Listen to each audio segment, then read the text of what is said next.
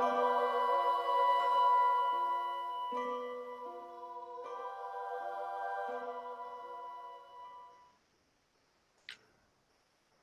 there. Hello. Good evening, dear Iris. How are you, sweetie? Doing good. Good. Yeah, just You look like you're in a magical forest back there with that lovely backdrop. I've been enjoying it the whole time. oh, thank you. Yeah, Nice. wanted to change it out. It's easy to leave up the old one and then not change them out, but I found some, so I'm like, yes, we're gonna have a little variety. Yeah. Very nice. So I'm looking for. Oh, your sister's here. Happy Hey. Valentine's, sweetie. It's good to see you. Hi. Thank you. Same back to you. Yes, it is Sunday, isn't it? Yeah, because my son's birthday is Saturday. When I had him, I was scheduled for a C-section, and they said we can do it on Monday or Tuesday. And I've looked at the dates, and I said, wait a minute, Monday's the 13th, Tuesday's the 14th. We're going to do it on the 13th because I wasn't going to stick him with a birthday on Valentine's Day. Very considerate of you. Here, Kendall. Good to see you, sweetie. Yes, hello. He's coming. He's a member of Lua as well, and a friend of mine. Oh, yeah. Nice! Yay! Oh, welcome. So, how we usually start off is we'd actually delay starting right off the bat because it takes a few minutes for people to come online and realize that it's 9:30 or a little bit after. And so we fill up a little time saying, well, thank you to all of our regulars, and for newcomers, welcome to the channel. We're glad you're here. I'm Margot Ross Sears, and that way. That's Iris Carter. It switched up on me somehow. And that's Iris Carter. And we are your co-hosts on this weekly podcast. You can see more information sliding across the bottom of the screen that Iris has put up. If you don't know me or Iris, please feel free to check out our credentials in the prequel or the first episode of this on YouTube. Where else is it, Iris? Facebook, on our Facebook page, Eyes of Indigo. So facebook.com/Eyes of Indigo. So you could those are two easy ways to find it. We're coming up more and more. Usually if you look at Eyes of Indigo podcast on Google, will come up. And it used to be there's an Eyes of Indigo song from years ago, and it would all of the first page would be, if you just put in Eyes of Indigo, would be this guy and his music and all that stuff. We are now, if I just put in Eyes of Indigo, we're creeping up to that first page on that. So you don't have to add the podcast part. But still, long story, but it's nice for a quick dive. Yeah, SEO, it's like, so challenging the SEO. There you go. Yeah. So tonight's topic. Hello. Well, let's see. And we got Jackie. We got a few more. Jackie, hello. Glad to have you here. Welcome. Any newcomers, if you want us to know you're here, please feel free to write something in the chat, either on YouTube or down below in Facebook. And your comment or question will show up on our screens. And we'll address as much as we can. Yes. So at any time, feel free to throw out comments, throw out questions, ask for clarity, a definition of a word we just used, or a funny thought you had, or anything you want.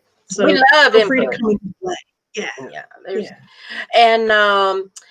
So today's program is the taboos of religion and politics. And what we showed was that polite company doesn't talk about religion and politics, or do they? Join us in discussing censorship and control through the separation of church and state. So we're going to be addressing some of those issues and why.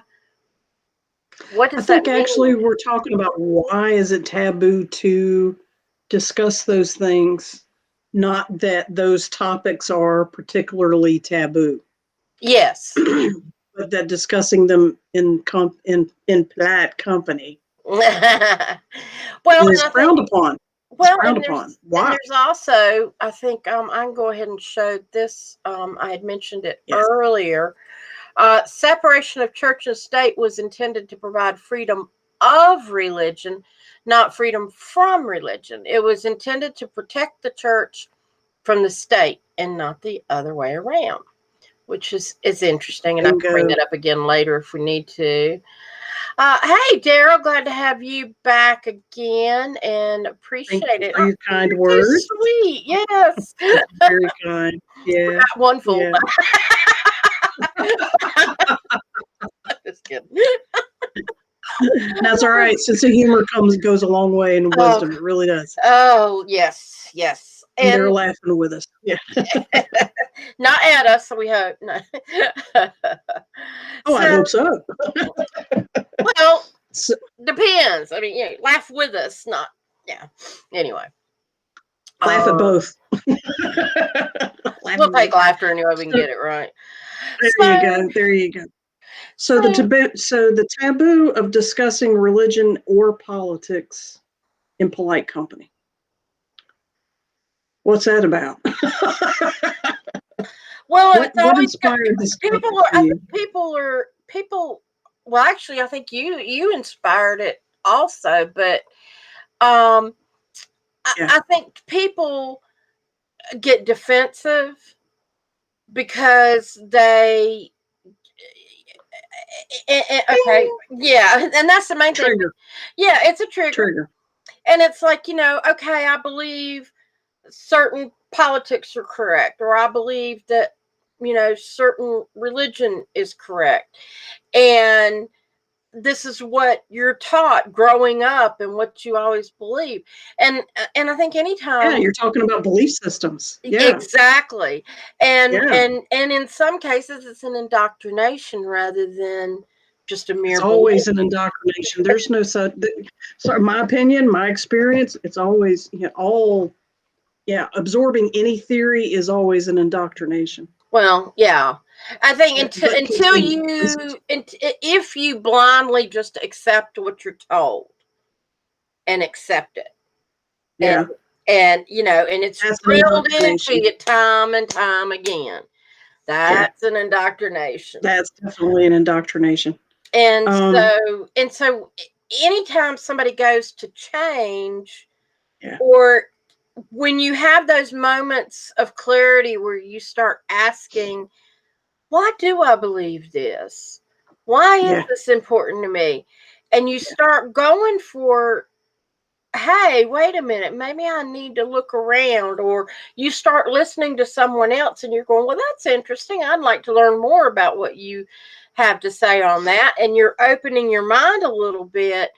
Then it can become a tenuous moment because you're teachable moment. And you're trading. You're kind of going, okay, I'm going to release my beliefs a little bit, whether it's politics or religion or how to anything bake chocolate chip cookies. I mean, my recipe's better than yours. It. And so when you start realizing there's more than one way of anything, and that people are multifaceted and there's lots of combinations and all that stuff, you can either take it with grace or you can suddenly put up your defenses and go, la la la la la la la la la la la. I don't want to hear it. I don't want to.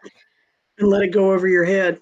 And I think it's just the security and where you're at with your own beliefs at that point. I'm hearing you describe a popular, the actions of a popular phraseology and psychology that's bouncing around social media a lot called cognitive dissonance. Dissonance, yes.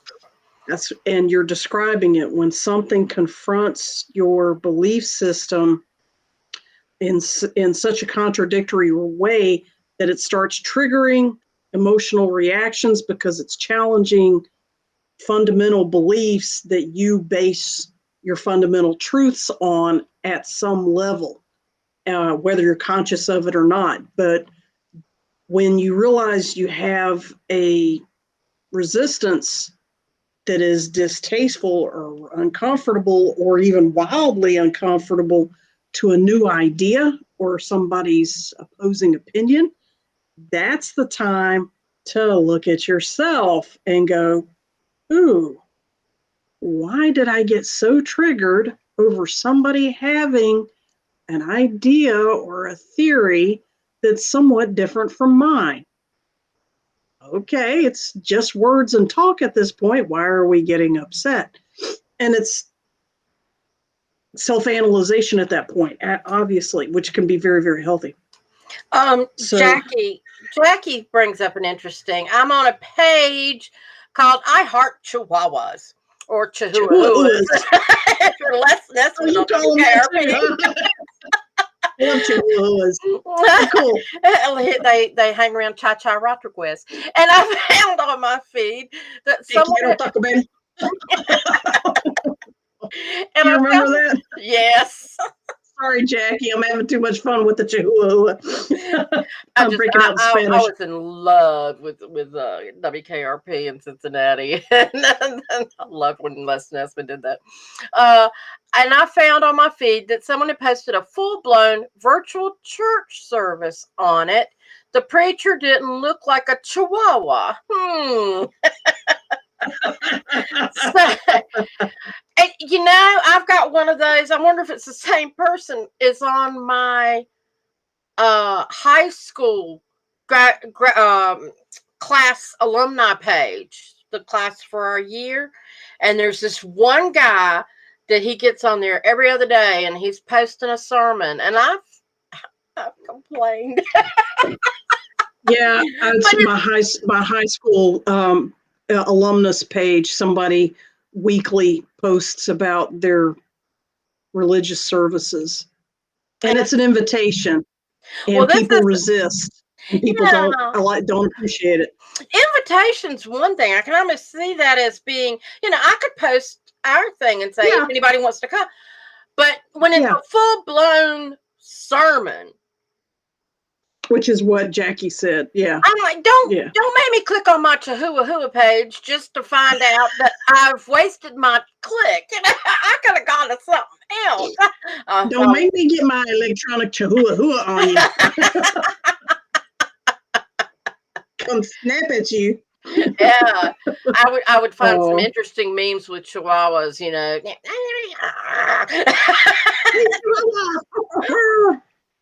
I just said what? Yep. I know. So you know what? This brings up a point that we need to clarify for this particular podcast. There are religious fanatics out there. And what that means is there are people who are short for fanatic fans. They are fans of their own spirituality, above and beyond the normal expression of spirituality. And there are people who are fanatics about their politics. And same thing, they go above and beyond expressing their opinions on whatever political view that they espouse. I'm pretty sure we're not talking about fanatical people for the purpose of this podcast.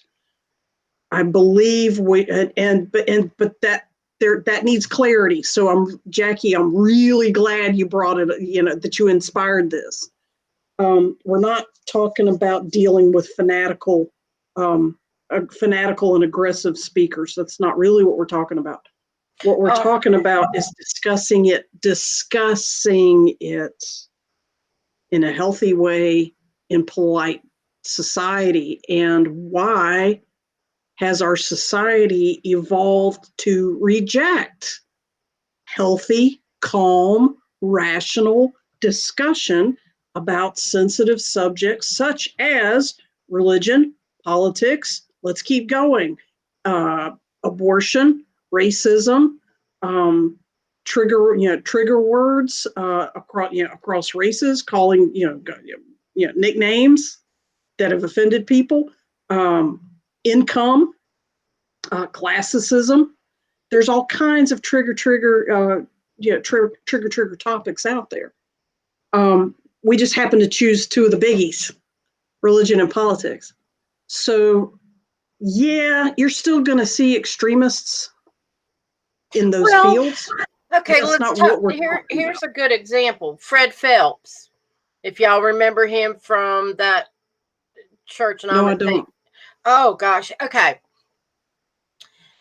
If you've ever seen the Laramie Project. Okay.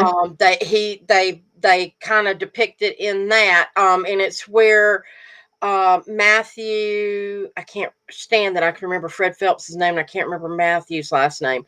But Matthew was a young gay male in Laramie that was basically a hate crime. He was basically murdered for being gay. And when they were having the murder trial, because they caught the suspects, Fred Phelps is Wood something church. And it's like in Kansas, sent out a little delegation to go and protest, and they're the ones that go to, they protested Elizabeth, the politician's wife, Elizabeth Dole's, Elizabeth Dole's from North Carolina, protested at her funeral. They've protested at military funerals, all this stuff, because God only knows why. That was their thing. Right. That was their thing. But they would be very offensive, God hates faggots and, all this stuff. Yeah. So in the Laramie Project, it was like, well, they have a right to protest. Here we go, church and state. Yes, they're an organization. They're peacefully protesting. I mean, they were loud and obnoxious, but they were basically peacefully protesting. We're not talking. You're actually talking about First Amendment. Yeah. Rather than anything else. Yeah. You have the right to say whatever you want as long as you don't incite crime. Right. And so what they did in the Laramie Project, one of the girls who was a friend of Matthew's, she came up with the idea of making these huge angel wings, and they used braces that were about 6 feet tall, and people wore them, and they lined up together and blocked off the people from the church so that created a barrier. Yeah. And they weren't doing anything wrong either. They just happened to have really tall wings. Right. Again, First Amendment. They were expressing themselves in a way that was not offensive to other, that was not illegal. Right. Exactly. It didn't cause crime. It actually stopped a crime. Right. But they were more, the Phelps Church, he died, but they're still carrying on, and they're more fanatical. I've heard them on interviews and stuff, and they're not just fans, they are maniacal in a way. And there's a very small, it's only like about a 50-person church, but they go all over the place. I got something going on in there. Something drinking the water. Yeah. But I love somebody, a gay man bought the house right across the street from where the church is and painted it rainbow colors and puts up gay pride signs and things like that. That's somebody looking for a fight. Yeah.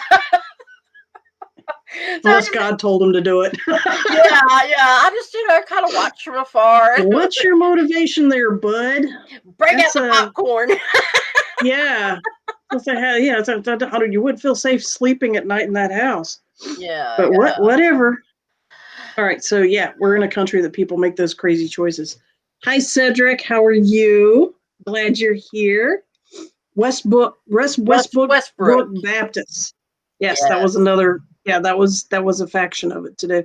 Ken made a good comment. He said, today people treat politics like religion, as if politics is religion. And I think that is by design. I think that is intentional. I think that is by design. And Iris tapped into that when she mentioned that separation of church and state, to the point that we don't even feel comfortable talking about religion and politics, is actually a form of censorship and social control. Think about it this way. Every single, hang on a second, this might take a minute to say, because I got to substantiate it a little bit. Every single aspect of modern human life is controlled by two concepts: religion and politics. This is how, and this is why I say that. Any choice you do or don't make, any action you do or don't take, anything you do or don't say, you'll choose to or not to based on your value system.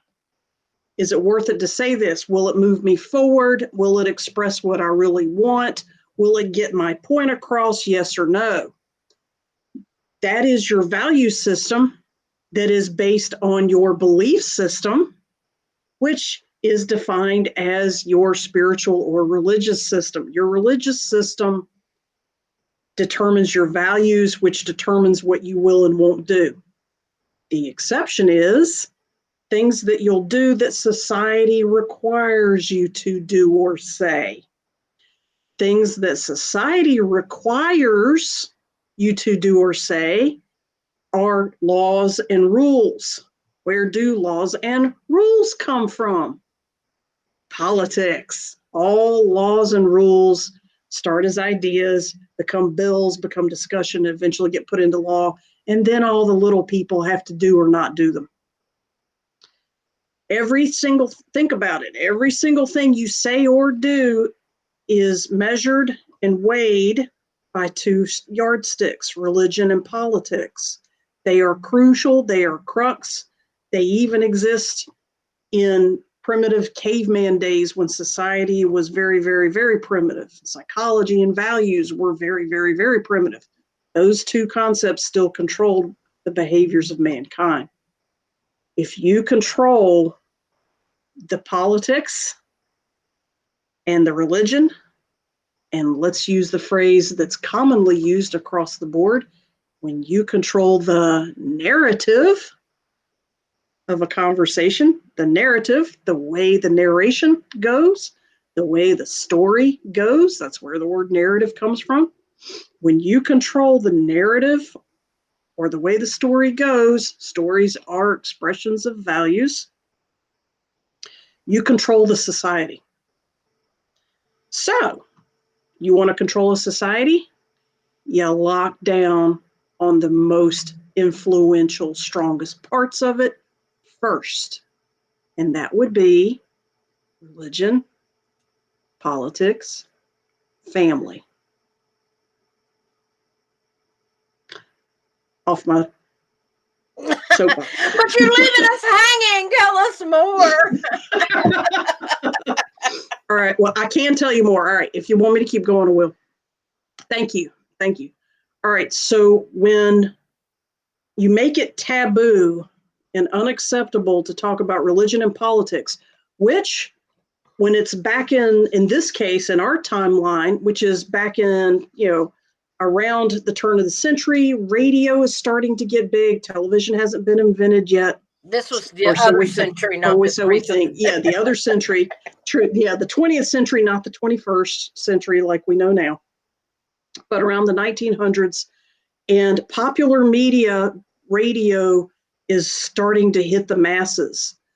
That's when you start setting the yardstick for what is appropriate and not appropriate to talk about in polite company versus private company. And the division started then. If you do research into how and why radio and television were established and created and what kind of programming a key word that applies to lots of things. Yeah, pay attention. Programming. Pay attention. If you look at to what the programming was when radio, television, and movies each first began, you're going to see a pattern that is very narrow on purpose. Now, maybe it was coincidental, but you're talking about a 50-year span and hundreds of thousands of people, and they all started off on the exact same premise. Kind of hard for that to be coincidental. And personally, in my belief system, there's no such thing as coincidence. All right. I'm waiting for something to challenge that and stir up my cognitive dissonance. Because anytime, sidebar, but it's relevant, anytime you feel your cognitive dissonance, no, that can't be true, or that doesn't feel right, or, oh, that's just weird. Look at it. There's two things going on. You're resisting change because it's offending you, not because it's necessarily offensive.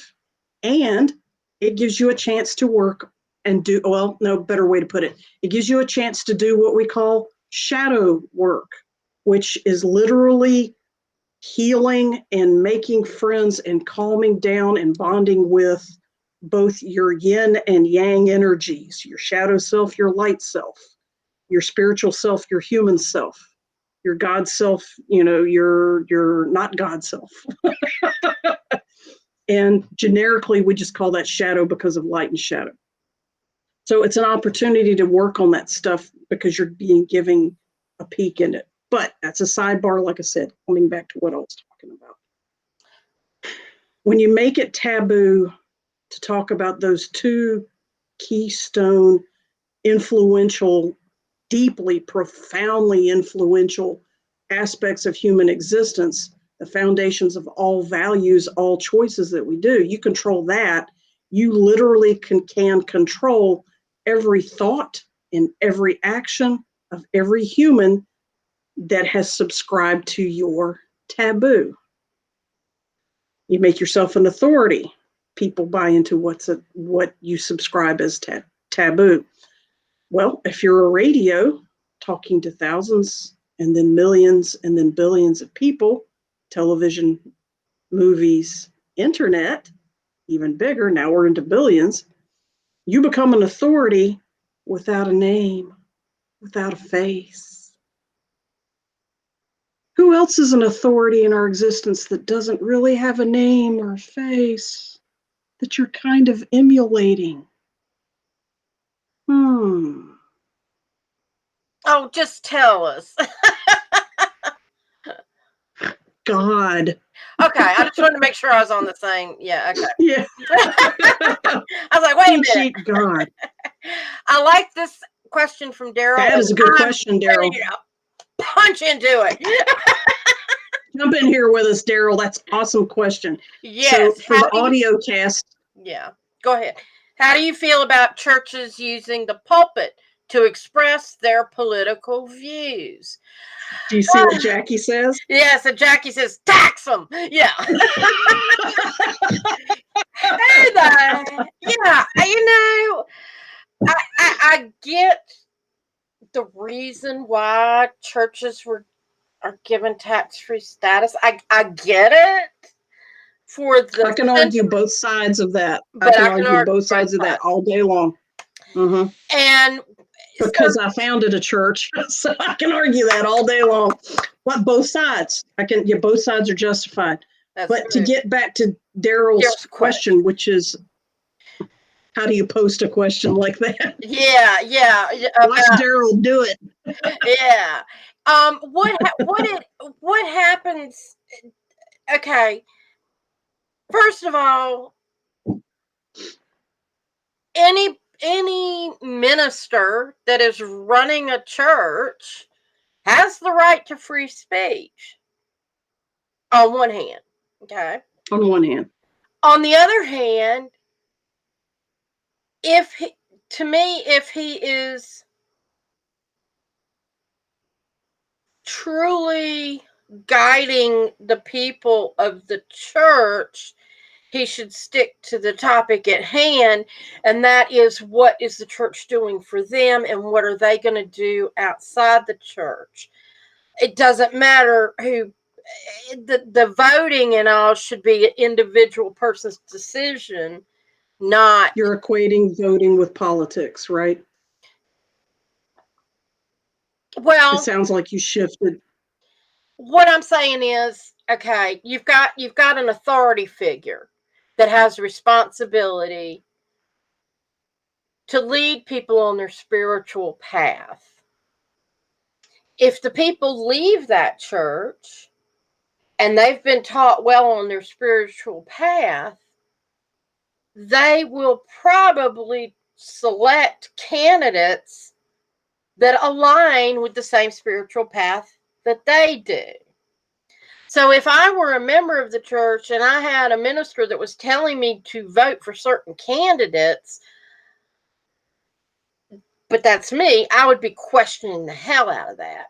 What is their particular interest? What does the church have to gain from that? What is that politician promising the church leaders, that a church leader would stand up and speak for a politician? Yeah, follow the money. Yeah, exactly. If you want to find, anytime you want to find truth, follow the money and or power. Where are they getting the power from? Can I throw in a devil's advocate here? Actually, may I make two comments?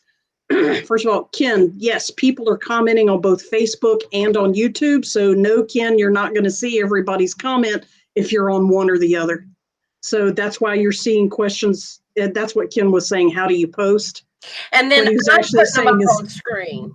Yeah. Yeah, and Iris is doing her best to post so that both medium can see as much as possible about what's going on in the conversation. But there's two posting platforms here, one on Facebook, one on YouTube. And we can see them both. And we can see both. And I have the power to post them or not post them. Starting to feel spiritual, are you there, Iris? All right, so what I wanted, shifting back, the other thing I wanted to say was, you're talking about, and I agree with what you're saying, the person that's in the pulpit, let's just call that person a preacher. The preacher in the pulpit has a social responsibility to, and made an agreement to help spiritually guide his or her congregation. And I agree with that. A twist comes in here. This is where sort of devil's chocolate advocate here comes in. Your chocolate throws off your diet. So let me throw you on a chocolate angle. All right. There is politics to running a church. There is politics to doing a sermon.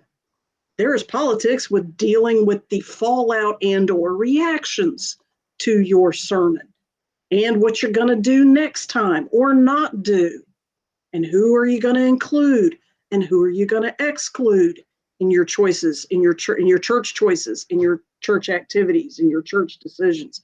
Who are you going to listen to? Who are you not going to listen to? There's politics, there's family politics within the church, right? And sometimes competition there too. Well, something else I want to point out too is, you never know who is a member that gives a lot of money to that church that is prodding that minister. I want to help get so-and-so in office, and I need you to tell everybody. Exactly, or any agenda that they might have, be it politics or anything, but in this case, we're talking about politics. So my point being, religion and politics are closely interwoven simply because both influence human behavior and belief systems tremendously, which kind of ties back into what I was saying earlier. It literally is impossible to separate religion and politics when you practice one or the other. For example, you just said one example, when somebody's preaching on a pulpit for on spiritual topics.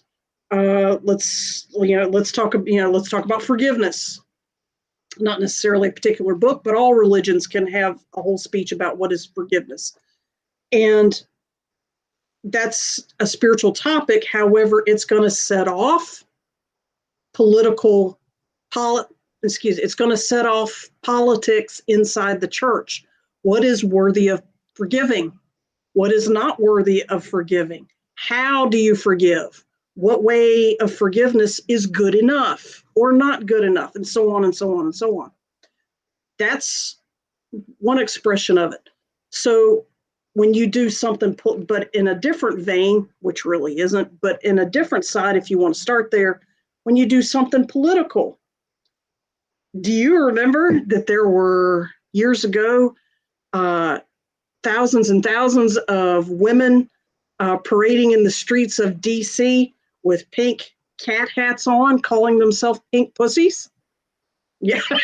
Do you remember that? And there was a whole series of pink cat ears, and men were not allowed to wear them, but they did anyway in different colors just to be cute. And this was a political movement. Or was it? If you listen to what these women were talking about and how it was influencing their values towards certain politics, certain laws, certain restrictions, how they felt about communicating this to their students, to their daughters, to their mothers, to their codependents, to their, gay lesbian, which is redundant, I know, but to their gay, I'm just going to say gay, to their gay friends, male or female, or whatever. It became a profoundly spiritual self-expression, confrontation versus solution situation, although originally it was a political one. So my point being, what starts off as a religious conversation ends up being a political situation.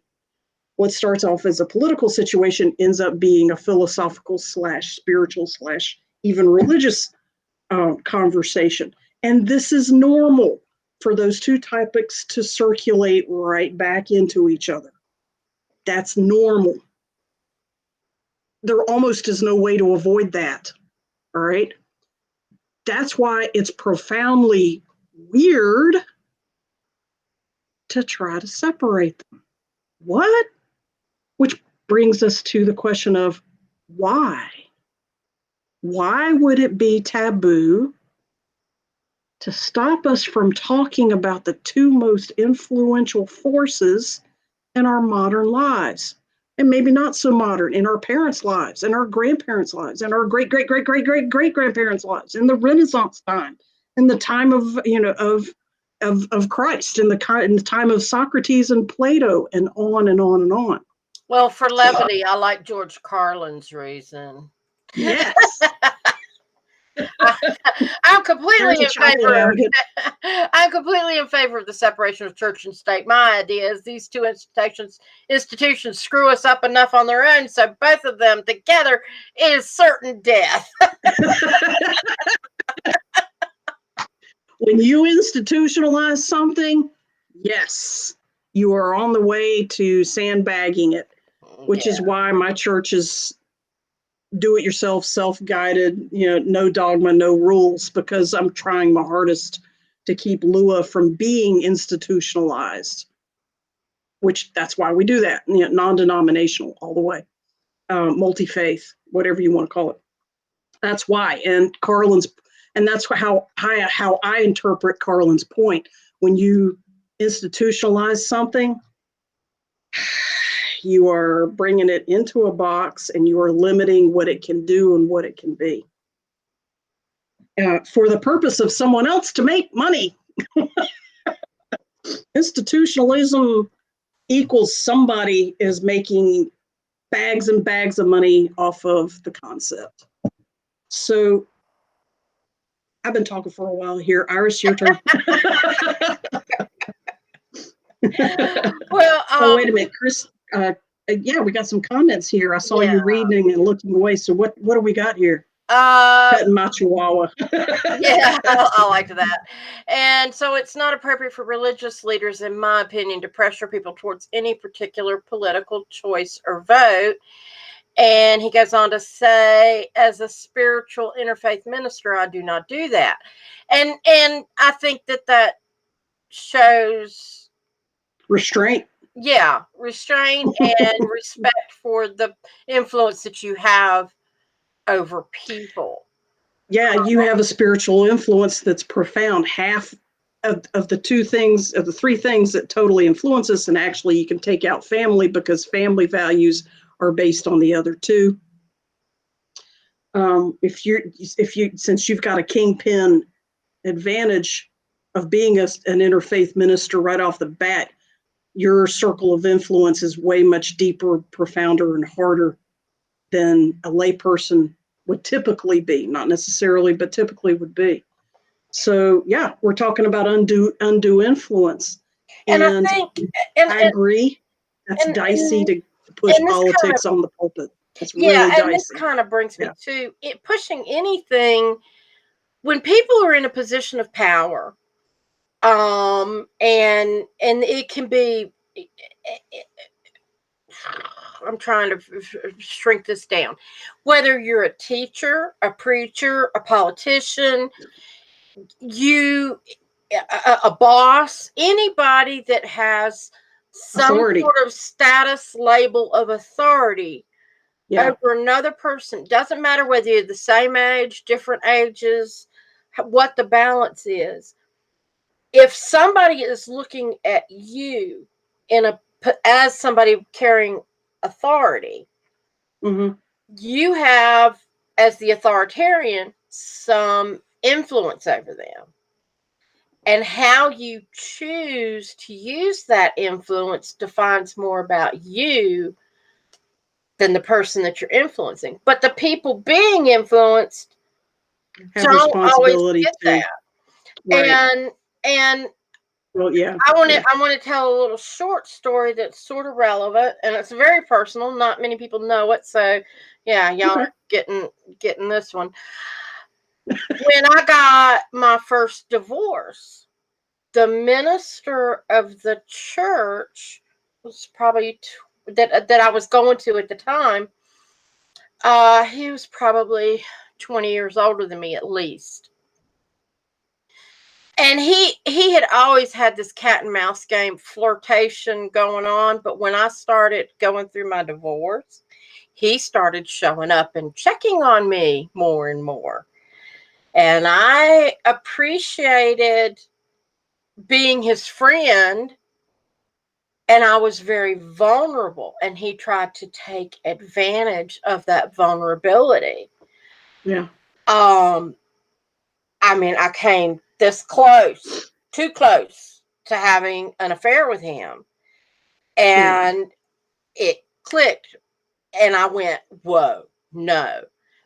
You were victimized. I was Yeah. victimized, and I was in therapy at the time for the divorce and other crap going on. And I told my therapist about it, and she had a very, very poignant. She said some people will see a wounded bird and pick it up and try to heal it. Some people will crush it. And that is a very, when you realize that that there that can happen anytime somebody's an authoritarian, or they're using their status for their own benefit. Are they being responsible with their authority or not? Right. Yeah. And so, and it was a big enough deal that I took him in front of the council for our church. He never. That's ethical because God knows who else he was doing that with. Right. Exactly, and I kind of knew. I Okay. was very aware, and it there were a lot of ripples from that.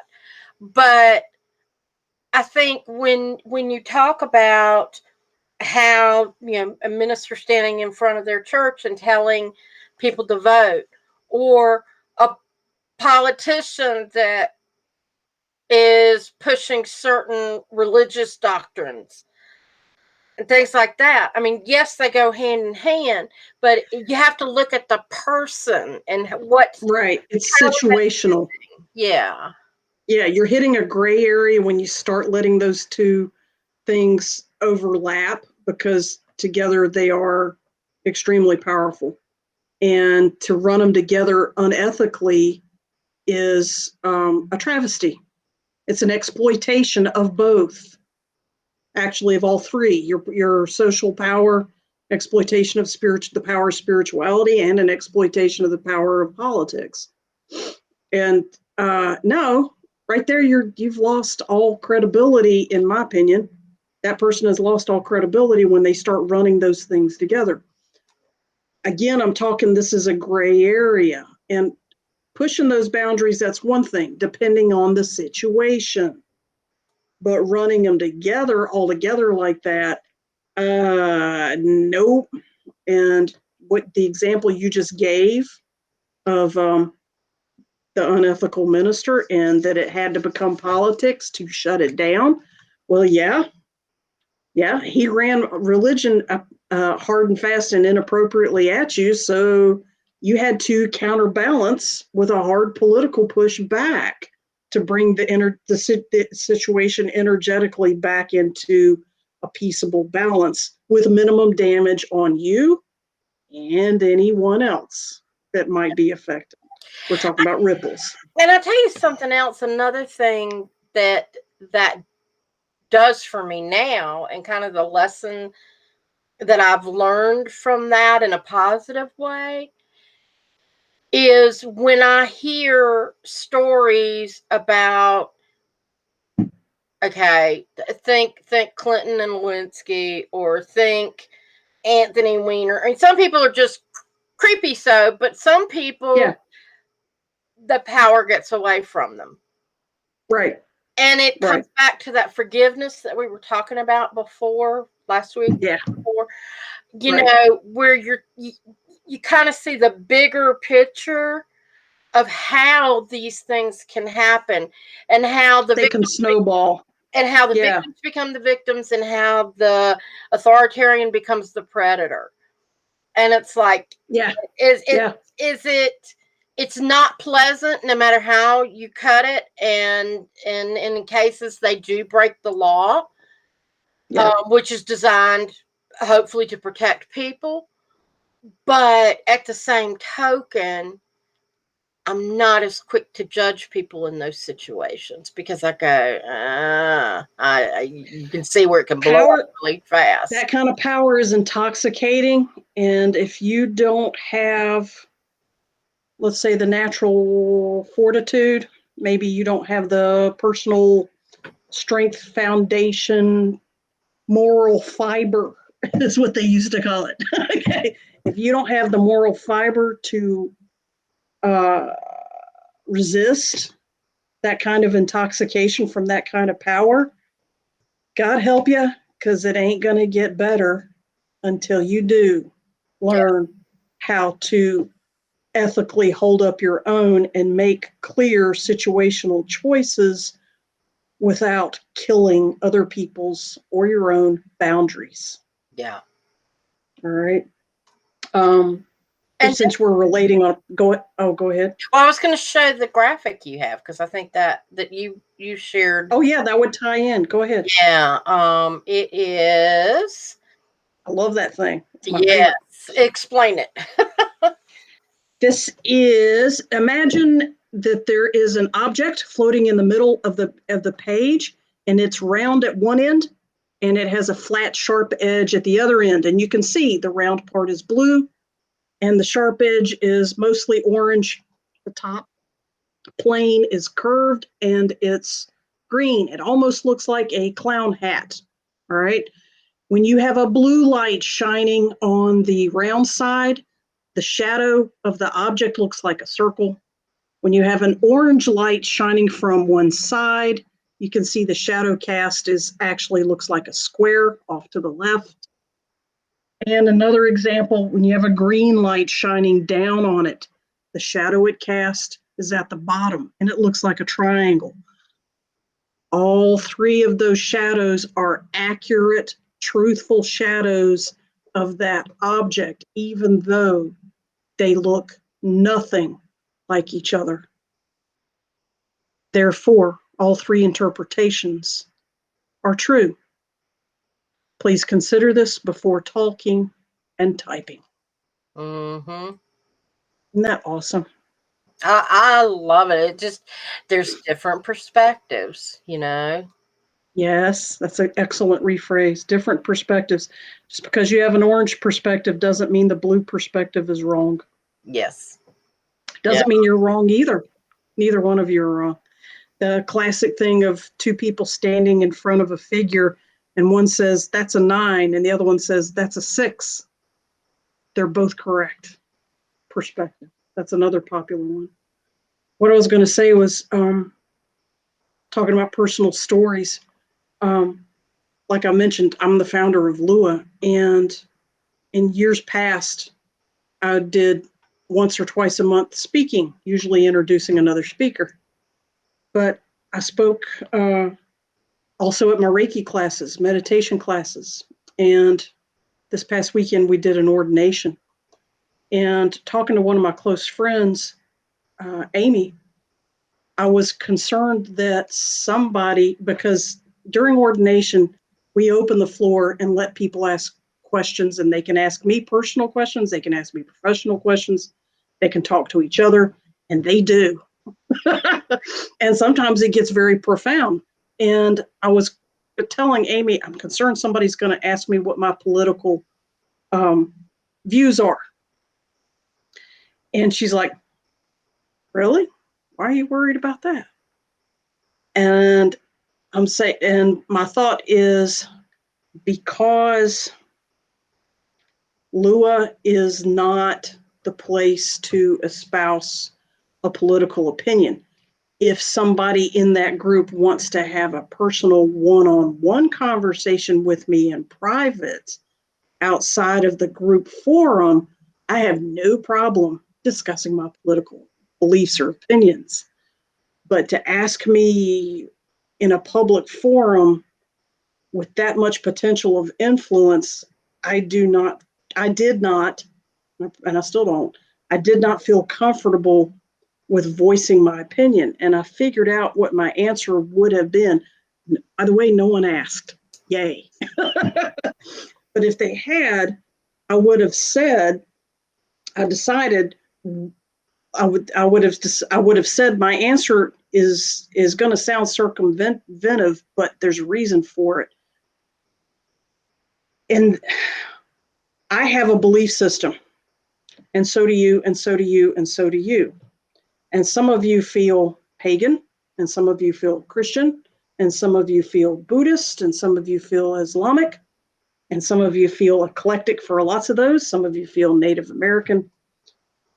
And if I speak about one belief system and espouse just that belief system, then I'm not reflecting what Lua is about. I have a belief system. If I talk about my one belief system, I'm not expressing what Lua is about.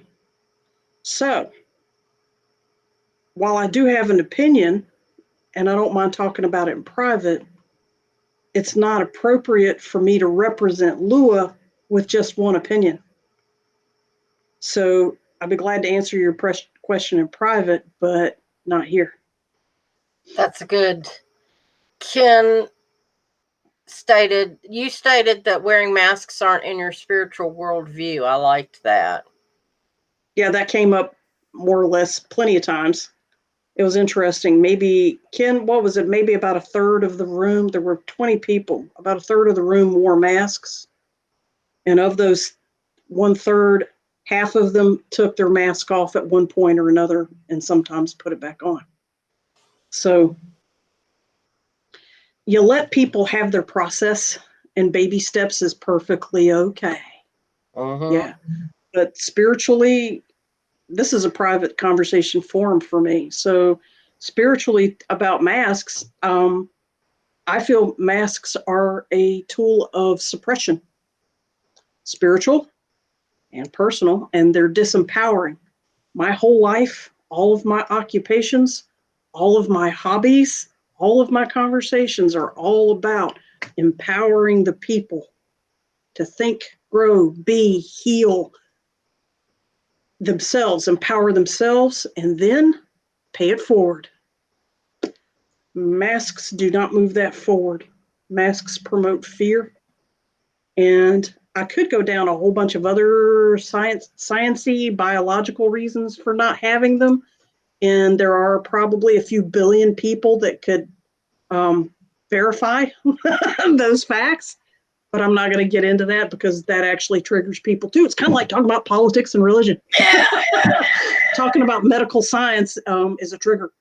Ken says most took them off when they took their vows, and he agrees with you. So, yeah. Yep. Most of them did. A few did not. And it was, and to me, to process that, I see it as a social study. It becomes an experiment in social sciences. What inspires a person to go beyond their belief system? Yes. And what does not? And it can be the exact same incident, like when they said their vows. For some people, that was worth it to go beyond. Other people, it was not worth it. Okay. Yeah. It was we honor all belief systems. So there you go. Ken put up another comment: fear, anonymity, compliance, dehumanization. Apparently, Ken has drank from the same waters as I have. I'm like, thank you. I'd rather be safe than sorry, but and I know we talked about masks, and I agree that that's a survivable skill to be, Girl Scout, Boy Scout, safe than sorry, be prepared, blah blah blah. Everything in moderation. Yes. Yeah, sense and sensibility also has to be considered. Yeah. Speaking of sense and sensibility, this is just a funny that I found. Did you hear the White House couldn't display their nativity scene because of the separation of church and state? No, they couldn't find 3 wise men. We are always going to want to crack on the congressmen and the attorneys. Congress and attorneys are always going to get it on the chin, I tell you. They always will. There's that famous, they always will. What do you call 100 attorneys at the bottom of the ocean? A good start. Yeah. So bad. That's so sad. And, technically, I probably shouldn't be laughing about that. A lot of my friends are attorneys. A lot of my associates are attorneys, but they're not typical attorneys either. They are nowhere near typical. I think it comes with the job description. Must be able to take good jokes. I think it has to. Yeah, you got to have a thick skin to be a good attorney. You really do. And honestly, if you don't want to be a snowflake, you got to have a thick skin about everything right now, because socially, a lot of Band-Aids are being ripped off. Oh. Which is part of the reason we did this podcast, Iris, and and I know you know that. We're trying to help people mitigate what happens when you rip that Band-Aid off and it's a whole new world, whole new skin, whole new scar. Now what? Or a bleeding, gaping wound, and how do you treat it? Or a bleeding, gaping wound. Yeah. We need to talk about this. And this became the inspiration for this show for sure. Yeah. So I got another funny to share, because I know we're gonna have to wrap this up in just a minute, but I saw this and thought, oh, it just goes so deep into what we're talking about. And you almost have to say it in her voice, but you do have to say it in old British voice. What was the name of the show that she was on? I said it a minute ago. Downton Abbey. Yeah. She was a star of Downton Abbey. She was on Downton Abbey, and there's some belief that this came from A Room with a View. So either one, but British. Yeah, British, we're talking Maggie. What's her name? Oh shoot! If you hadn't asked me, I could have told you. She was Professor McGonagall in Harry Potter, and she was the matriarch of Downton Abbey, everybody's upper crust, high collar Victorian grandmother. And I know her name like I know my own, and it just went right out the window. I want to say Maggie Gyllenhaal, but that's a different actress. No, that's Jake's sister. Yes. God, if anybody knows, post it. But anyway, my dear, yeah. Please comment if you know this lady's name. Maggie Smith. Thank you. Thank you, Smith. God, of all the names that we can't think of. Go Edie. Go Edie. My dear, religion is like a penis. It is a perfectly fine thing for one to have and take pride in. But when one takes it out and waves it in my face, we have a problem.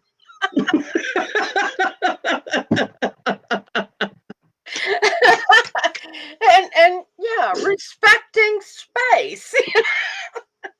Respecting boundaries and figuring out where that gray area and that hard stop is part of taking responsibility for your authority over something. In this case, your authority over your penis. Yeah. So keep it in your pants.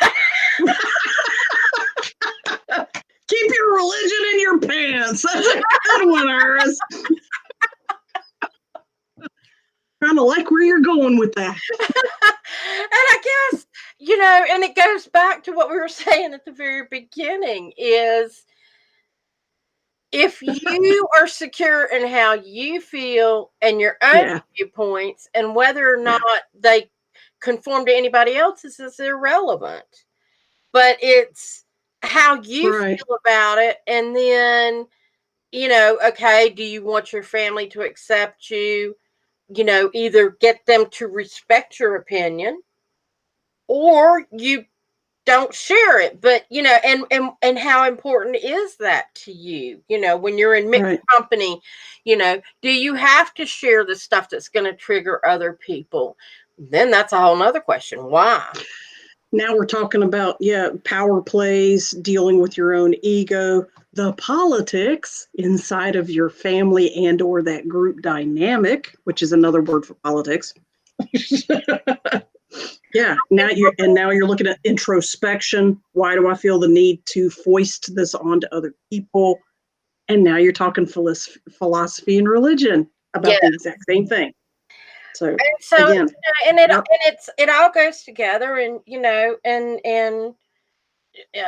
opinions are like assholes. Everybody's got one, or we hope you do anyway. And we hope you enjoy yours. It doesn't mean you have to share it. Right.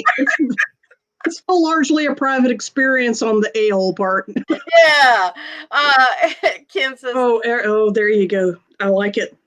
Go for it, Iris. The social consequences of freeing yourself from the matrix are huge until you find a new tribe where you fit. Yes, let's all go jump on the Nebuchadnezzar. And first. Steer. Shotgun. I'm calling shotgun. I keep waiting for Pee Wee Herman to show up on the Nebuchadnezzar because Lawrence Fishburne was on the Pee Wee Herman show. That's right. He was Carl or something like that. Cowboy Carl or something. Yeah. Yeah. Hey, Cowboy Carl, I want to be on the Nebuchadnezzar hit. I'm sure somebody will do an outtake sooner or later. I hope so. But there's that's a very profound statement, Ken. Thank you for bringing that in here. That's awesome. Yeah. I like it. Yeah, and I think that's a good way to kind of leave things. So maybe there wasn't any big prophetic, no grand answers to religion and politics, but it's all about acceptance of yourself and acceptance of other people, and taking responsibility for how far you're going to push that envelope, because we're pointing out that there is huge power in both of those concepts. And so with huge power comes huge responsibility. And therefore, we can see why it's been made taboo from the view of trying to control a society. But we're also saying that same power can be mitigated. It can be ethically weighed and measured if you've got the moral and ethical fortitude, moral fiber to handle it. And if you and the ego status to decide when you cannot. Yeah. and back off. Yeah. So that's a personal decision that shouldn't be an across the board sociological decision. That needs to be a case by case personal decision. Yeah. And speaking on that same kind of thread, next week we're going to be discussing acceptance versus tolerance. And I like it. Yes, an enlightened understanding can generate a higher vibration with deeper understanding of others. And so we're going to talk about what the difference is and how to achieve that. And so hopefully y'all will join us. We appreciate everybody being here tonight, and we hope that you will like, follow, subscribe to our Facebook page or our YouTube, or also on iTunes and Spotify. So yep. Yes. The audio versions are there. Yeah. Yes. So thank y'all. Thank you, everyone. And thank you, Daryl. Appreciate your comments, and hope to see you. And Ken and Edie and Jackie and everybody that we can think of. Yes. We love you. Thank you. Please come back and play next week. Yay! We will be here. Come have some more fun. All right. Good night. Namaste. Thank you for joining The Eyes of Indigo with Iris Carter and Margot Ross Sears. Music is Arcadia by Kevin MacLeod of Incomptech.com, licensed under Creative Commons. Visit our Facebook page for broadcast details, www.facebook.com/Eyes of Indigo. Show is copyrighted 2021 by Iris Carter and Margot